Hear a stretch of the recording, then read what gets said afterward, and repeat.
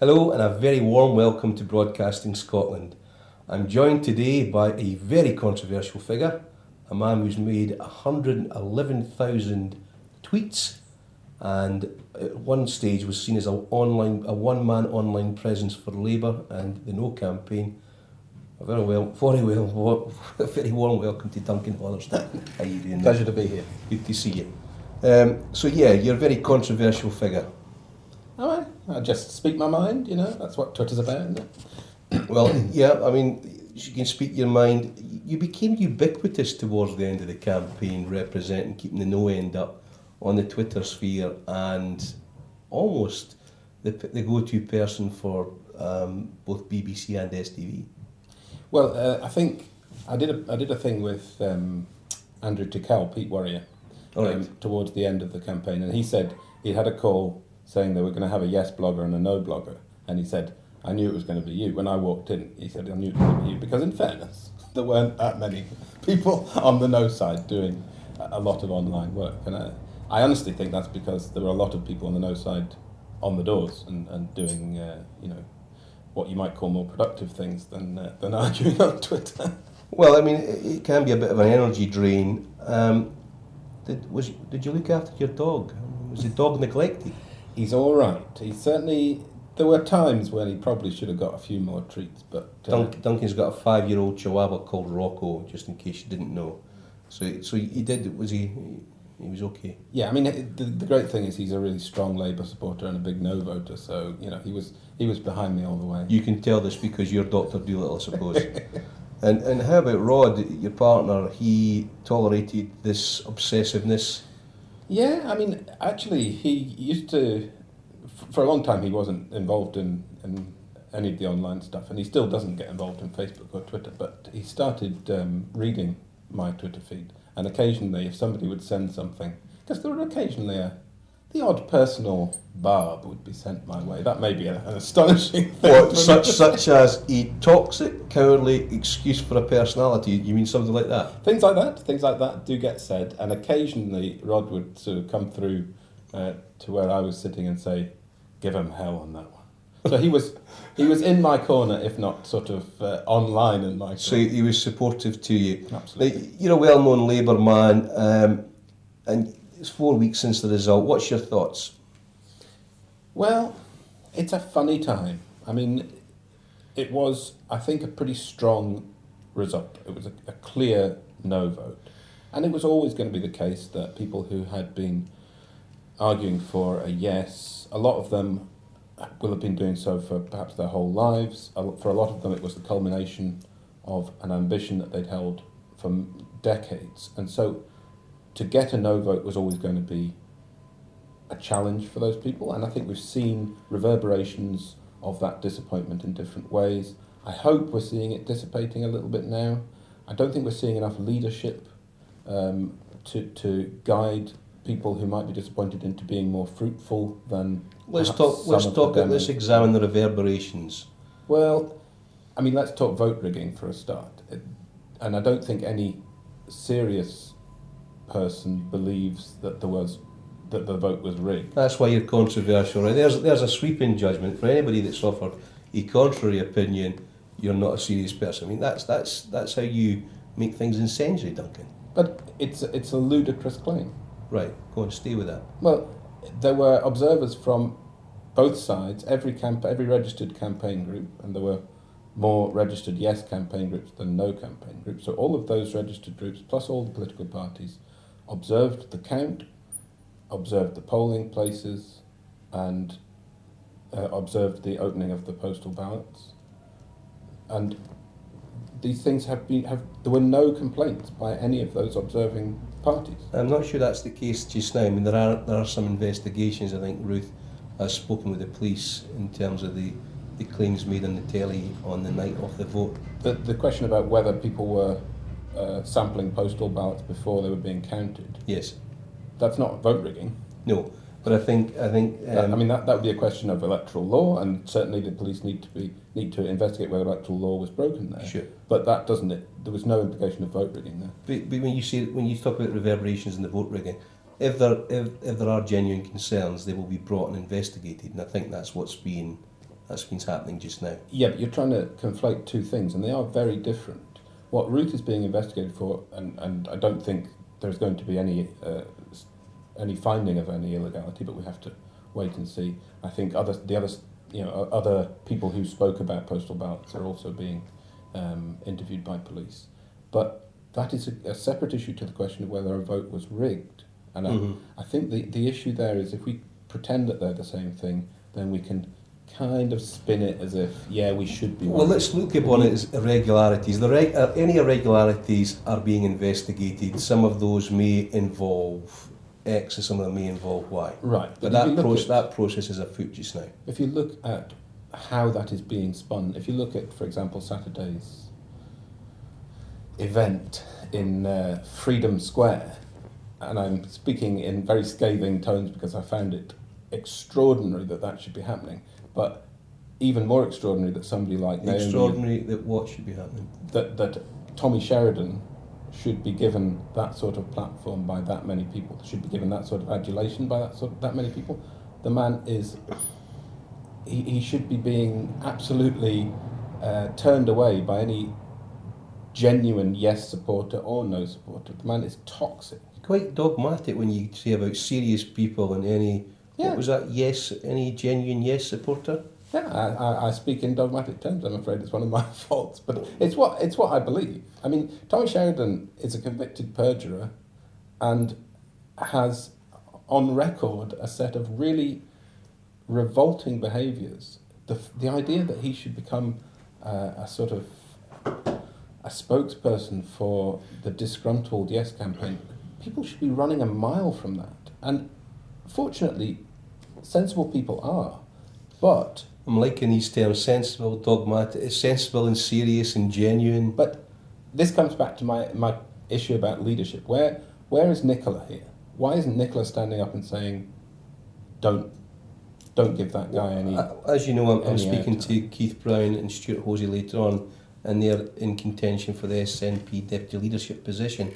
So let's just shift focus back to your own party and perhaps the wider No movement, because I've had a lot of pro-yes guests, but today you're my first one, I think, in about a week, who's a no or undecided.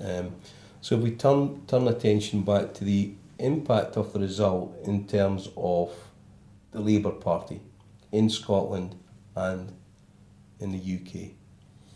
Okay, so I think we have some positives and some negatives. The positives, we've had a lot of new people engaged. We've had, certainly in my local party, we've had a lot of new members. How many? People, about 40, I think, new members in the last 2 weeks of the referendum campaign. We only get our numbers monthly, so I'm not sure how many. Right, okay. You're the convener of the South Side Labour branch, is that right? Edinburgh Southern CLP.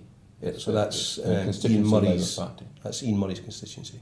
Yes, although it's actually the Scottish Parliament constituency, so Ian Murray is Edinburgh South, which overlaps Southern, but not. All right, okay, I understand. Broadly speaking, yeah. Yes, okay.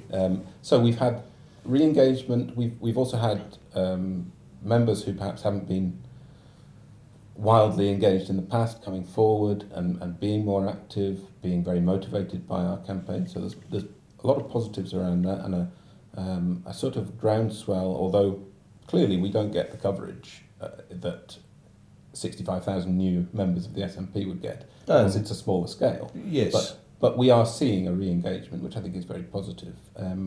On the flip side, I think we're also seeing people addressing the fact that we were part of the Better Together campaign, which meant standing alongside the Tories, and for a lot of people that was painful, including for me, it was painful. Tell me why. Because I got into politics to stop the Tories. I mean... When was that? Well, that's an interesting question, because my political sort of path started in the early 90s, but it was through LGBT rights rather than through party stuff. So when I was lesbian, gay, bisexual, transgender. It's a transgender, because there's so many complex words to remember. The transgender one's always one I've tricky with, so I'm glad. So lesbian, gay, bisexual, transgender rights. Yeah. Yeah. So I didn't, a lot of people, I think, get involved in student politics in terms of party groups, the sort of Labour Club and whatever. I wasn't a sort of party person, I was, as it were, I was I was involved in the gay groups, and then got involved in setting up. Was this at university? At university, and then Where after was that? Edinburgh. Right. And after university, I got involved in setting up Pride Scotland and then the Equality Network. And these were was very determined that they weren't party political. Yeah. So all of us who were involved in that sort of stayed out of party politics. So that took a sort of decade and a half of my political engagement.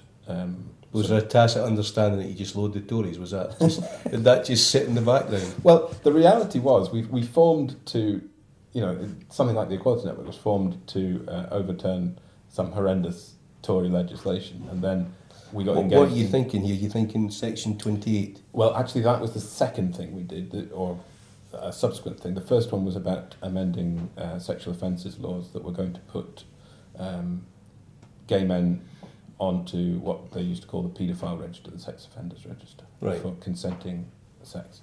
And so, all of the sort of legislation and all of the legislation that we were fighting to overturn was essentially Tory legislation. So I knew that I was fighting the Tories from early on. Of course, that changes into fighting whoever is the establishment. So we campaigned at Tony Blair's government to get the changes we wanted there. We campaigned for the Scottish Parliament in order to get equalities powers, and then we campaigned to everybody who was in government in Scotland post that. So, it was a very cross-party engagement. So I didn't join the Labour Party. I used to always vote Labour, but I didn't join the Labour Party until I'd sort of finished being involved in all of that. So the short answer to get to the point is I joined the Labour Party in 2010. We have an hour. You're allowed to meander. If meander takes us down different vistas, then that's all to the good. I always say I'm a bit of a glory hunter, because obviously I joined in April 2010, so we got destroyed in the Westminster election and then decimated in the Scottish Parliament election. I'm a real winner. You know nothing about football. You know nothing about football, so I'm not a glory hunter either. So I know what defeat is. Let's just come back to Pride and Equality Network. You set out to normalise and remove bias and prejudice against LGBT groups. Broadly, although I wouldn't choose the word normalise, but yes, I just normal I think has problematic connotations, because normal is different for every person. I think what we sought to do, well, if I can take a step back, in terms of the politics of LGBT rights, there are kind of two streams. There's the stream of equality and the stream of liberation, and there was always a sort of contrast between the two. They're best demonstrated by Stonewall as an equality organisation and Outrage, which is Peter Tatchell's group, as a liberation organisation. So for a long time... Peter Tatchell, a prominent yeser, by the way. Yes, indeed. I've had little discussions with him. Were you outraged? Absolutely. So that tension would say, for example, we latterly, and I haven't been involved in the Equality Network for some time, but certainly latterly the big campaign was equal marriage, and that's very much on the equality and integration strand, whereas I think there are people for whom they would basically say marriage is something we want rid of altogether rather than assimilated into. Right. So that's always been an interesting sort of dynamic within the LGBT rights. So Equality Network, by dint of its name, apart from anything else, we're always on the equality side of that. So what we set out to do, and we did it by sort of publishing a manifesto, in effect, at each electoral cycle. We set out to achieve equality. And do you think you have? Do you think Pride Scotland, the Equality Network's job is done? No, it's not far off in terms of legislative change. There's still legislative changes needed for trans rights and intersex rights.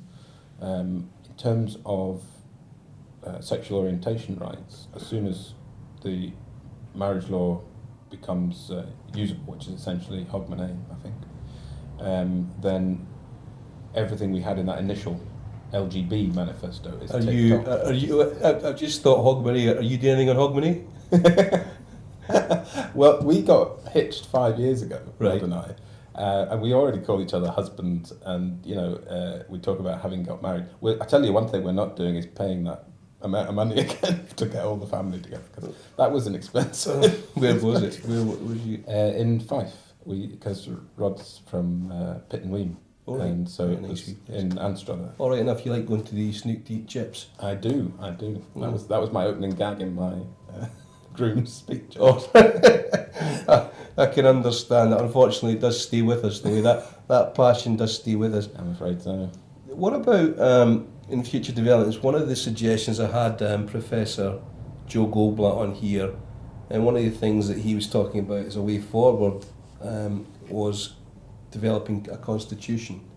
Where do you sit on that? Particularly if one of the things that could be done potentially is to enshrine equality legislation within a constitution. I think there's an argument that's reasonably convincing for that. I'm not against it. Certainly, if it had been a yes vote, I would have been fighting for not equality legislation to be built into the Constitution, but human rights that covers LGBT rights and a whole range of other rights. Because I think what a constitution should do is define the relationship between a government and a people. And I think when it gets beyond that, when we start talking about committing a government to particular expenditure, and Such so on, as the 1% will go on foreign aid, 3% will go on defence. I think at that point that would be, well, loosely it would be anti-democratic, because essentially you need to be able to empower a government to take what choices it needs to do. Mm-hmm. So I think that use the Constitution to define the relationship, use it to define the rights of people against the potential tyranny of government, but don't use it to impose a sort of ideological agenda. Sure, and employ lots of lawyers in the constitutional court to resolve any discrepancies and differences. And it raises an interesting one, independence vis-a-vis devolution, in that the Scottish Parliament, as a devolved Parliament, is obviously subject to the Scotland Act and subject to the provision in the Scotland Act which says it cannot pass laws that contravene the European Convention on Human Rights, which is a very strong, it's something we argued for in the Equality Network, and it's a very strong protection. ECHR, yeah? ECHR, yeah. It's a strong protection against, basically a government cannot pass legislation that doesn't comply with ECHR. It doesn't have to be challenged in the courts, it just falls. And boy, does that annoy the Tories. Well, so let's to annoy the Tories. Well, let's flip on then, because that's quite an interesting point, which, if the Tories are set to opt out of ECHR, European Convention on Human Rights, then shouldn't you have voted yes to prevent that?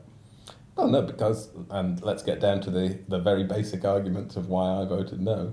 We weren't electing a government. We were choosing where government sits. So I wasn't backing what the Tories want. I think what the Tories want is not only nuts, it's also not going to happen in a million years, because as soon as that gets properly examined, it falls apart. It's not a practical proposal. I mean, they actually had to sack Damien Green in order to even publish the proposals they had, because Damien Green was sitting there going, that doesn't work. So they had to bring in a non-lawyer to actually bring it forward as a proposal.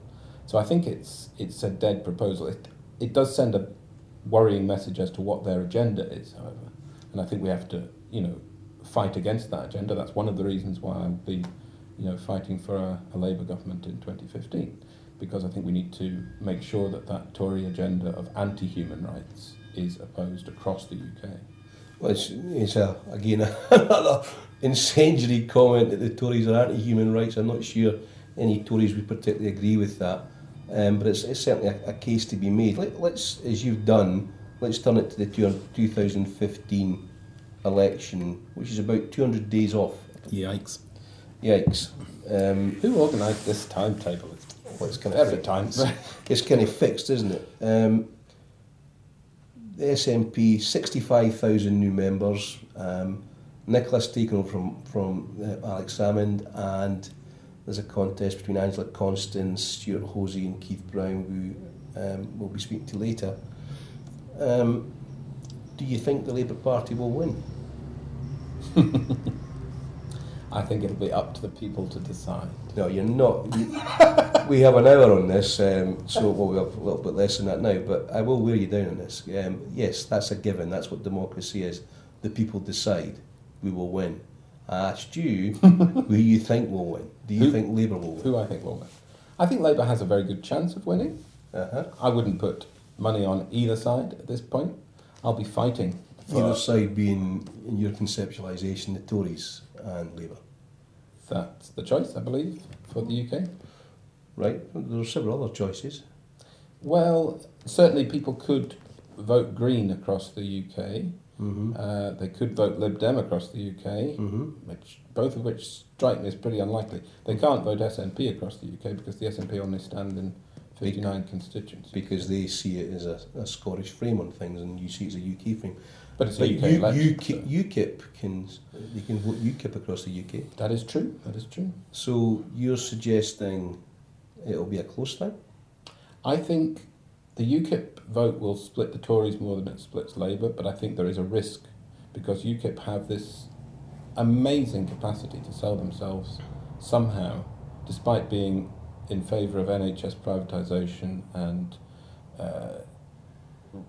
revolting immigration policies and a whole set of other things. They appear to be able to sell themselves in Labour constituencies as an alternative to Labour. So Could that be because of the coverage they receive on, amongst others, the BBC? BBC bias? Do you think it might be biased? I have no idea, Duncan. I'm the one that's asking the questions. So, I'm asking you, really. Do you think... I think they get a lot more coverage than they deserve, but I don't know if it's biased. Darren O'Brien suggested that, had the Scottish people known that 6 SNP MPs are the equivalent to 1 UKIP MP, they might have changed their vote. But, I mean, we've got to be careful in making these comparisons because there's a whole lot of sort of assumptions underneath that, and they do bear being pulled apart. The SNP does only stand in Scotland, so it can't present itself as an alternative UK government unless it chooses to stand either in coalition with other parties or across the UK itself. And UKIP, we hate to acknowledge it, but UKIP won an MEP this year. Scotland isn't immune to UKIP's charms, much as many of us would wish it was. They had 100,000 votes. Yeah, which is a frightening number, I would say.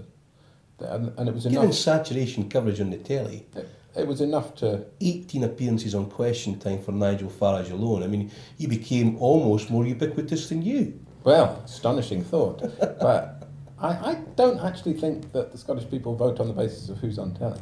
You don't? No. I think it's irrelevant. No, I don't think it's irrelevant, but I think I would give them more credit for actually looking at people's policies and making up their mind on that basis. I think people... We talked about... this was something that came out of the sort of introspection that we had in the Labour Party from 2011, when we had, let's face it, an upsetting time. You're referring to what? To us catastrophically losing and the SNP getting a majority. So we had a lot of introspection, and one of the things we found there is that the Scottish electorate is incredibly sophisticated. They're certainly not basing things on who's on the telly, but when you actually talk to people on the doorsteps, they're saying, I'll vote SNP because I think they've got Scotland's interests at heart for the Scottish government. I'll vote Labour because I think they're better, they have the UK's interests at heart for UK. And in local government, I might vote Green or I might vote for a particular person. There's a sophistication there. Yeah, there's different layers, and it's multi-dimensional, certainly. Yeah, and we're not sort of. I think we do people a disservice by suggesting that they voted UKIP because Nigel Farage was on any particular TV programme. I don't think it's as simplistic as that. I think it's certainly a part when the saturation coverage in print media and broadcast media of certain parties or certain individuals, basically you're getting it presented to you day in and day out. It becomes more of a chore to go find background detail, I would suggest.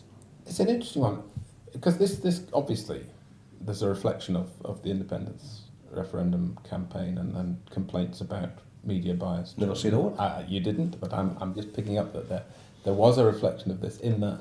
And well, we had Professor John Robertson on here, and he was unequivocal. Yeah, yes voter, Professor John Robertson. Yes, he came out for yes eventually. He wasn't turned on to him initially. Yeah, I've read his report. I wasn't terribly convinced by it. I think some of his assumptions are slightly flawed.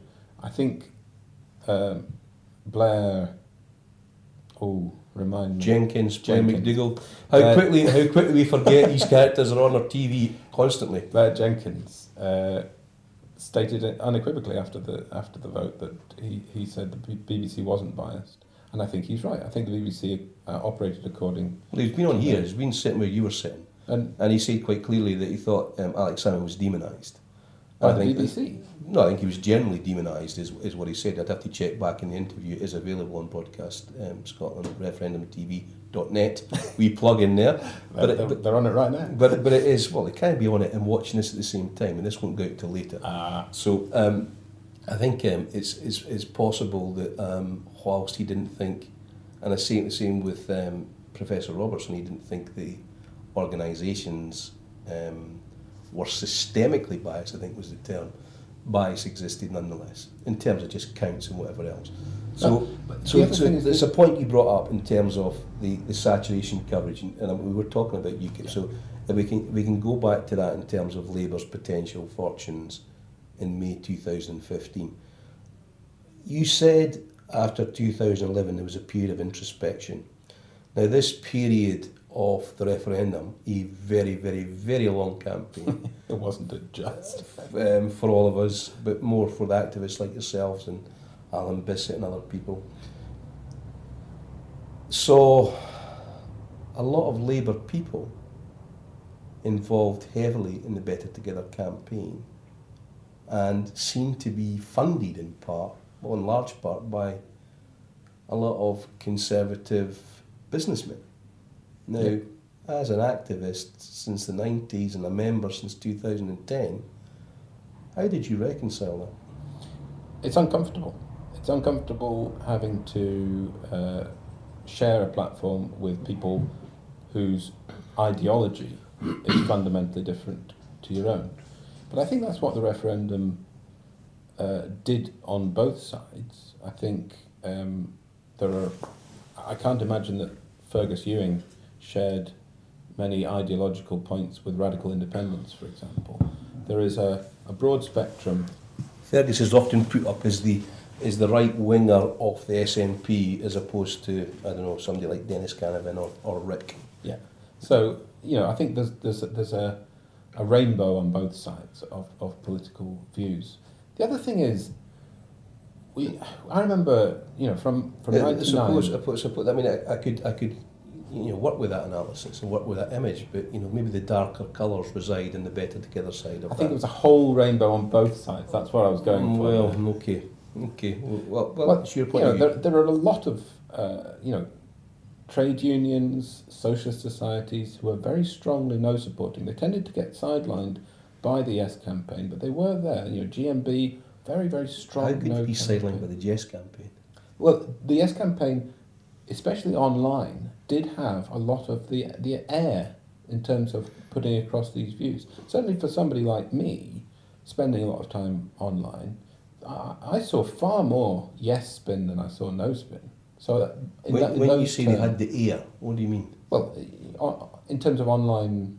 there was more yesers online. And therefore more pro-yes opinions being aired. But how could that be spun? It wasn't spun by the yes group. Well, I think the things that are being said online is basically spinning one way or the other. I mean, when we talk, we are taking the nugget of a fact and turning it into something that's bigger than that. That's the royal we, is it? Well, I think everybody on Twitter does that. Everybody who's debating politics on Twitter does that. Yeah, I suppose. So, I suppose that's the point of view, that above a certain level, then any conversation is directed to what we want to direct it to. And my point was really that there was a big hoo-ha whenever somebody who used to be the chair of a Labour CLP in the 90s came out for yes, but there was never a particular hoo-ha when hundreds of Labour people and trade union figures backed the no campaign. So I think they were already. I mean, it was already Labour policy to vote no. Exactly, and that's so when Eleanor McLaughlin, whose son was at school with me, incidentally, former mayoress of Edinburgh, came out and said she was voting yes, that was a reversal of a political career in a sense, because she was detaching or decoupling from the Labour movement and saying that she saw a future for yes and not for no. Well, I don't think she was decoupling from the Labour movement. I think the Labour movement is broad. Go on. And it includes people who voted yes and who voted no. I think the Labour movement remains broad. Mm-hmm.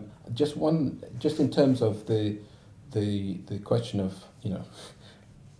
I guess the no campaign in electoral terms were the incumbents. We were the people saying what the setup that we have is the basis on which we want to go forwards, and the yes campaign was saying we want to radically change. So there was an incumbency thing there. So therefore, anybody saying I agree with the incumbents was less newsworthy than somebody saying I disagree, in terms of from the Labour Party or the Tories or whoever. But the fact that it did happen in both directions, I think, is interesting. And in terms of when you say both directions, what do you mean? Well, if you look at the YouGov post-poll analysis, mm-hmm. There was a bit of number crunching done, and certainly you can find statistics to suit any purpose. But I think if you look at the numbers that YouGov came out with in terms of a party split based on the 2011 vote, then more people who voted SNP in 2011 voted no than people who voted Labour in 2011 voted yes. Now, okay, that you can argue a whole lot around that, because 2011 was an outlier election in a lot of ways, that there were a lot more SNP voters, naturally. But it does show that, both, if you just look at it as Labour versus SNP simplistically, both parties had significant sections which weren't supporting the core party line on independence, and I think that's healthy, and I think that's why moving on from the referendum we have to recognise that it was about a different question. We'll come on to that reconciliation within the Labour Party in Scotland, stroke the UK, because I want to notice that split as well. Actually, let's just do that now. How does the Labour Party lick its wounds, if you like, in places like Glasgow and Dundee? I think the first thing to recognise is it wasn't the Labour Party that lost. It was the No campaign that lost in those areas. There was 4 areas out of 32. So, first of all, we need to essentially reconcile the fact that our campaign won with the challenge that a lot of our supporters in these core areas. Hold on a second. Right? This wee hours and I stuff, I'm getting all confused.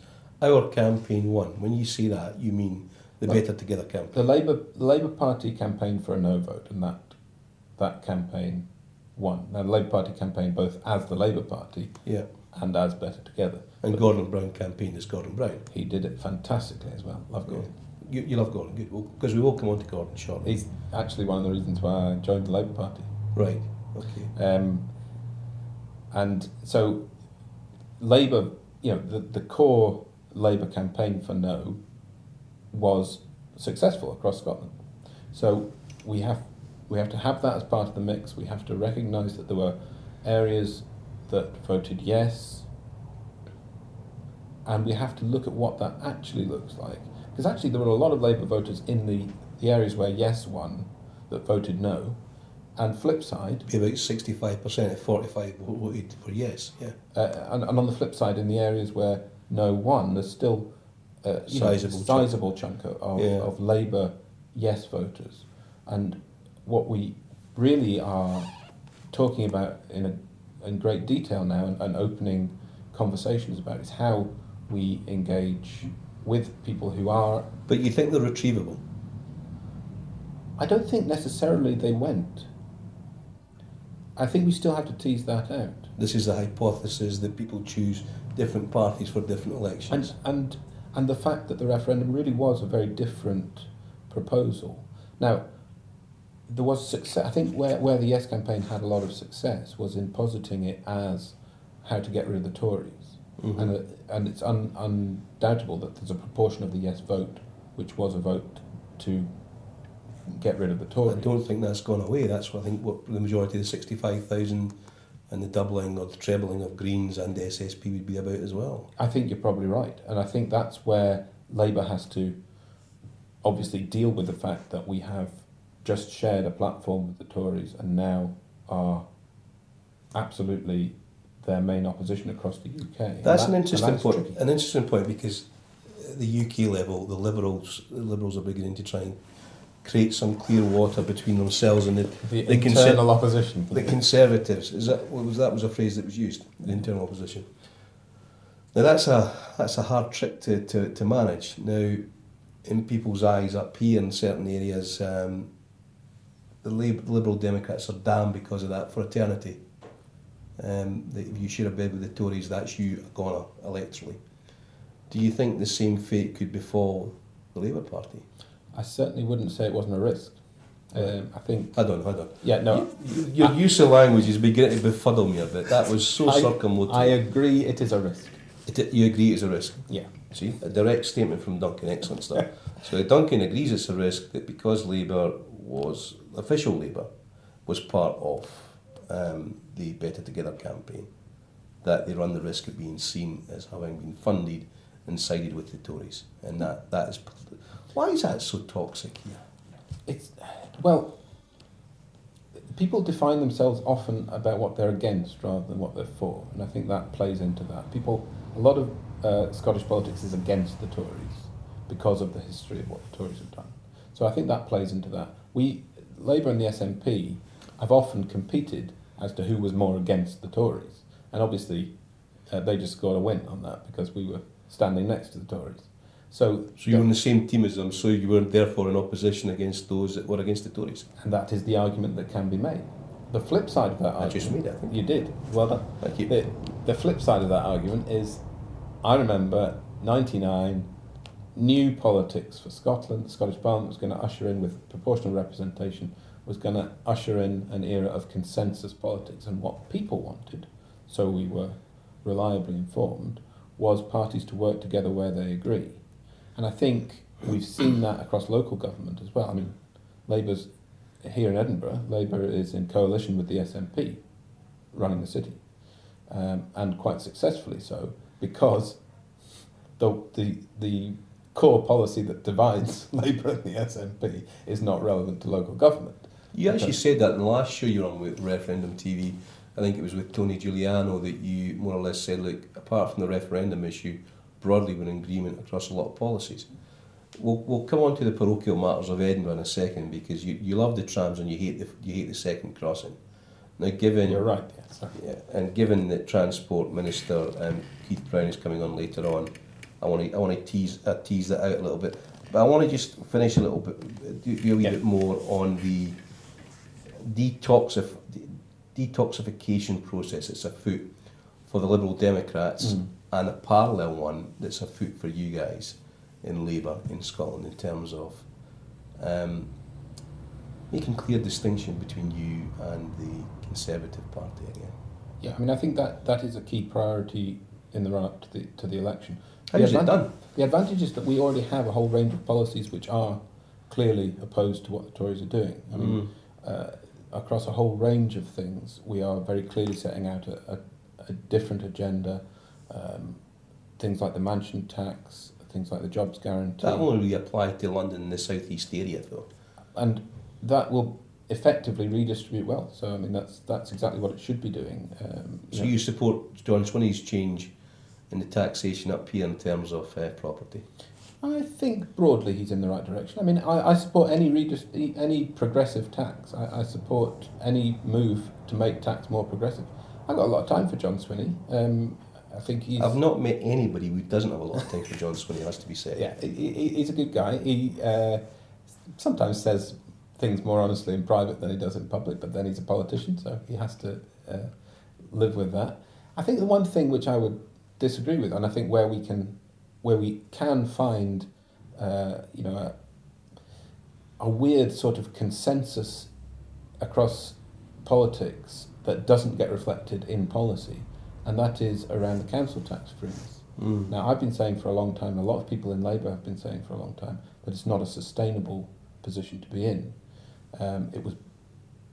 It essentially starves services for the most vulnerable up to the point that they have to then charge. You deprives local councils of revenue earning streams. And more significantly, deprives local councils of fiscal responsibility. So it becomes a reflection of the way the Scottish Government tends to argue about the block grant, that they say, we can't do anything else because we're given a finite sum. They've basically done the same to local authorities. And I think when the Coleman changes come in and any subsequent changes from the Smith Commission come in, where the Scottish Parliament then has the ability to vary taxes and bring in more or less money and borrow, then we'll lose that argument on that level. I think we have to bring the same sort of devolution. It shouldn't even be termed devolution. It should be just returning those powers to local authorities to make fiscal decisions about raising tax, hopefully by progressive taxation. Personally, I'm in favour of a land value tax, which Labour isn't yet, but I'm arguing for it. I think we can do a lot of redistribution by doing progressive taxation on a local level, and by pushing powers down to it. I can't actually remember where we started, but I extemporised. It's okay. We were talking broadly about you were talking about the similarities between policies out with the independence frame. Does that mean that you are a Devo Max kind of guy? Well, I don't think Devo Max has ever been adequately defined. I think there's a very convenient definition that came in post hoc, which says everything apart from defence and foreign affairs, but I don't think that's ever really been a practical devolution proposal, because you can't devolve all fiscal and monetary policy. It doesn't work.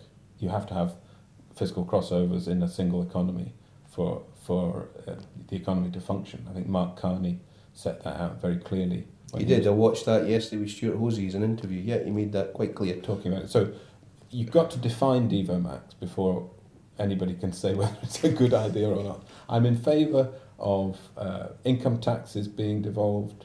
I'm not in favour of corporation tax being devolved, for example, because I think the danger with corporation tax is a race to the bottom, which places corporates... To race to the bottom, for those that aren't familiar with the term, means that what?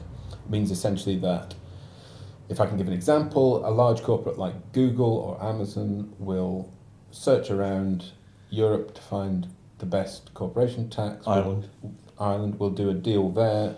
If somebody next door produces a corporation tax at 1% lower, they can easily lift up and move.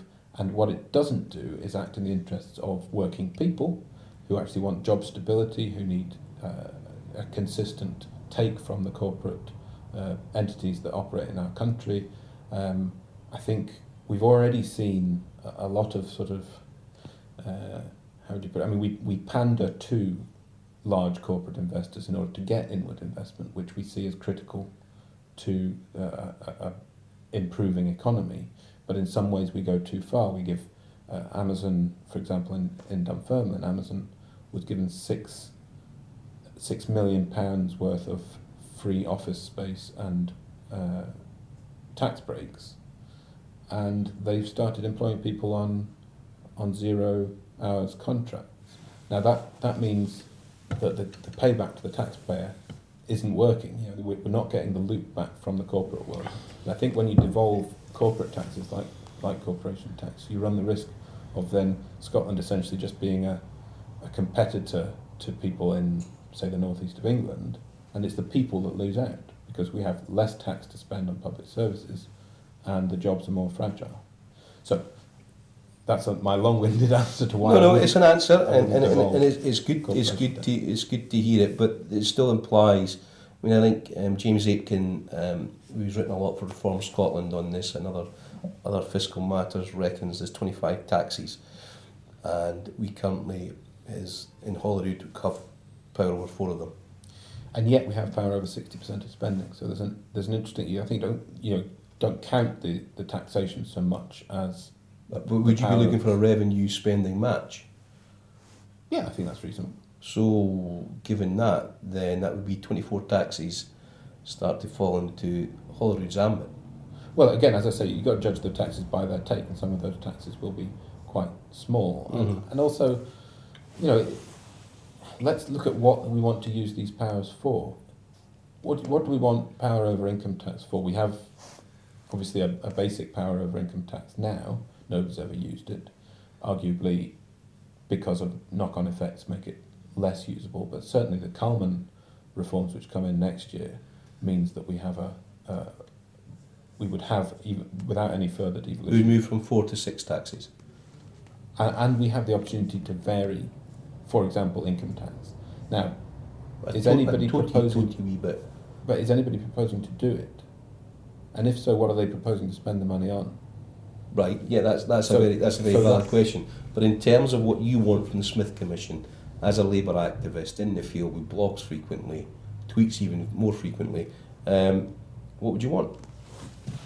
Well, I want to see a reasonable devolution of income-based taxes, but tax is not my biggest concern, because I think you can tweak that, but it's not a critical problem. I think we need to ensure that where we want to vary welfare policy in relation to, for example, housing, the Scottish Parliament has responsibility for housing, but not for housing benefit. I think that's a problem. I think that needs to be fixed. That's just an imbalance. So matching where the welfare responsibility lies. Exactly. And there's areas like equality law, where I think it was reserved because, in '99 there was a long conversation, obviously, about which things to reserve, and it was reserved on the basis of preserving a single employment market to ensure that people's rights weren't eroded one way or the other. But I do think that inequalities legislation, in terms of pushing forwards equal pay, pushing forwards the rights of, for example, trans people, there is an opportunity in Scotland. You and I know what those terms mean. Sorry. If we just take a wee second, perhaps, to trans people who are transgender. Yeah. Can you maybe take a wee minute to explain what transgender means? Okay. As best as you can. I know you're not an expert, but the transgender is essentially a sort of clumsy catch-all term which covers people with a gender identity that is not either male or female. Right. And that gender identity could be expressed either in terms of behaviours or in clothing or in a range of ways, but essentially a gender identity is how a person would describe themselves, so self-definition. Yeah. And so transgender means somebody who defines himself as not fitting the binary male-female. So not fitting the biological... Well, the biology is sex. Right, okay. So, I mean, there's a whole... I would recommend anybody who's interested in the subject to do a search, particularly on the Equality Network site, right, which will give a very clear explanation, probably better than nice wee advert there from Duncan. Well, I'm sure it could, but it's because it's a very complex subject. It is complex, but that's broadly, it's about not being part of the binary gender norm. Okay, so we're clear that you basically want a match with welfare control and responsibility with income, but you don't want the race to the bottom. Though it need not necessarily be a race to the bottom, because you'll have, it could. Northern Ireland wants it, Wales wants it to a certain parties in Wales want it to a certain extent, and blocks in the north are developing.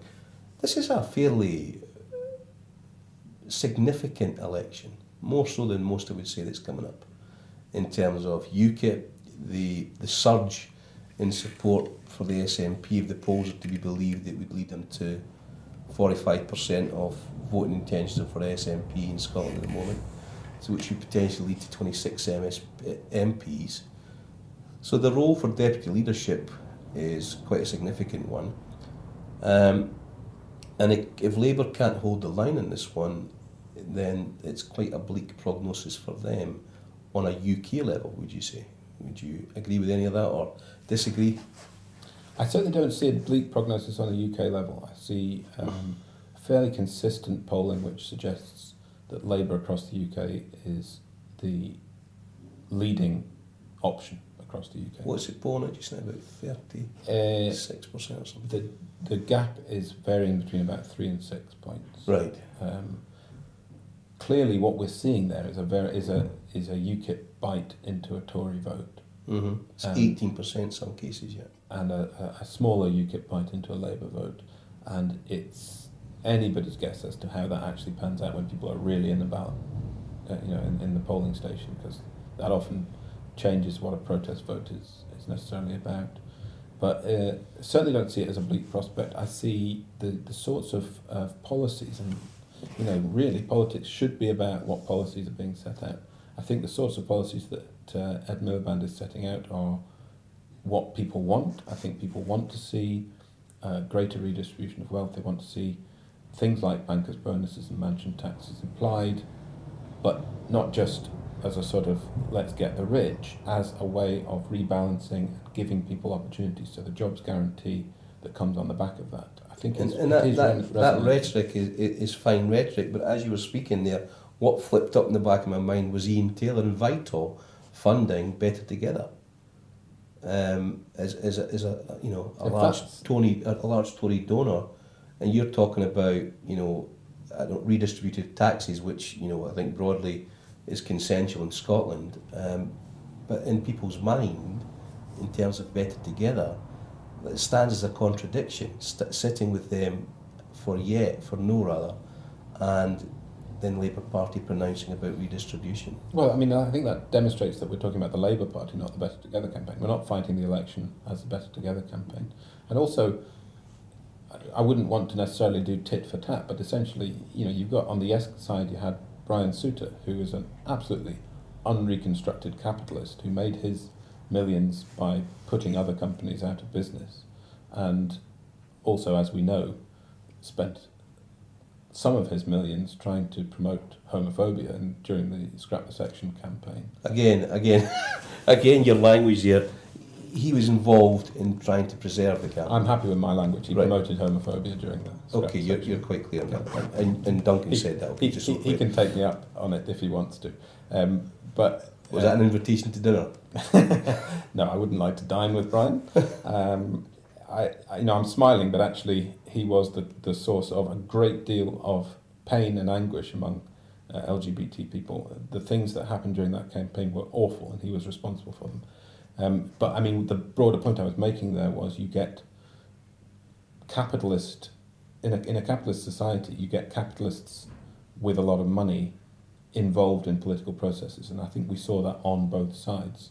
So, well, essentially, it was the Weir's money that funded the SNP to a large extent. There was a couple of millions from a substantial amount from the Weir's. I think that was So to come back onto that in terms of the associations that are built up through time, yes, quite clearly it is the Labour Party contending for power for the general election, but the associations, which is what you're fighting to play down in a sense, and worried about the potential damage.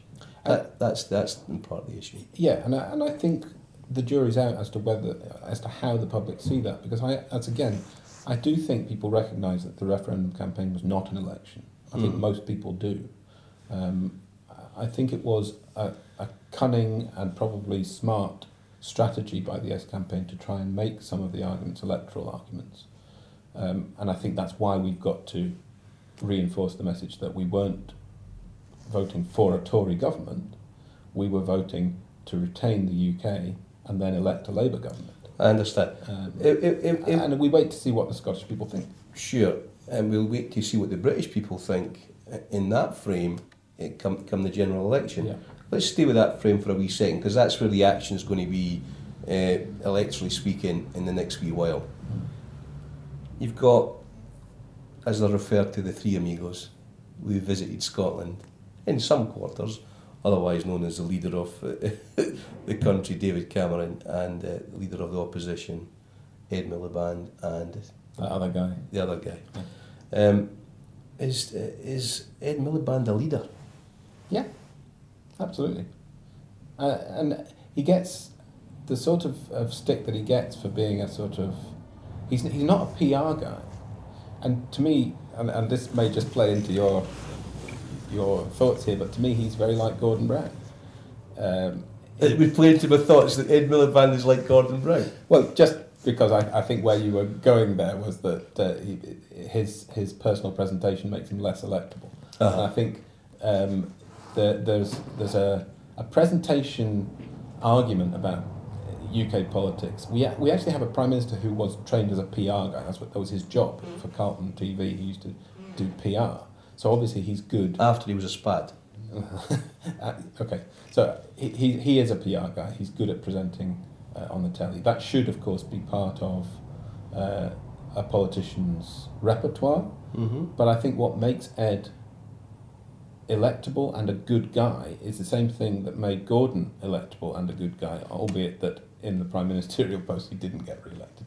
Mm-hmm. But he certainly did in Fife with an increased majority. But what makes them electable and good guys is that they are genuine, they are idealists, they are practical in terms of their policies, and they don't make it about how they look and speak. They make it about what they think and feel. And I think Yeah, that's their really, SPADs really eventually powerful. did. I mean, the people who present them eventually do, and they move to fixing that. It was really sad to watch that. Gordon, in the run-up to 2010, ended up being bounced into doing one of these Piers Morgan things. And it was just an absolute description of Do we have a view on Piers Morgan? what was wrong. Is that hidden? I don't mind Piers Morgan, but the programme, this Life Stories thing, which essentially has Look, I'm aware of time, so I'm going to cut across Right. you, so my apologies. No. But where does it leave Gordon and Alistair if the vow comes up, or the delivery of the promises come up very, very thin, or very, very light in terms of powers? And if you can be brief. Well, I think the vow was a timetable, and the Yeah. timetable is being met. In fact, we're ahead of time for the command paper. Right. I think it's absolutely right that everybody gets to input into what those powers should be. That's what's happening at the moment. Yep. I look forward to being part of that process, as everybody should, putting in my views. I will be arguing, for example, for equality Right. law to be part of it. But I think what we will get is what we ask for in that context, and I'm confident it'll be good. You're confident that there will be sufficient there that will meet your expectation? Absolutely. Right, so you have, all right, so, but it's a process, so we don't know the outcome. No, well, But you travel optimistically. I always travel optimistically, Kevin. Right, okay. I can note, I can feel Twitter just heating up behind my back right now. Well, when it actually goes to air. Has this been okay for you? You've not felt intimidated, threatened, or Not at all, not at all. you felt met in the those past? guys with the guns over there, that's slightly worrying. This is all. Joining me today has been Duncan Hothersall. Saul. Duncan Hothersall. Does that actually mean anything? It doesn't matter. We'll come back to it. Labour blogger, Southside Party Chair of the CLP. chair of the CLP, and frenetic and frequent Twitterer. Thank you very much for coming in, Duncan. It's been good to have you. Thoroughly enjoyed it. No Thanks, problem. Come back again. That's all from Referendum TV today. We'll be back with you shortly. Thank you very much.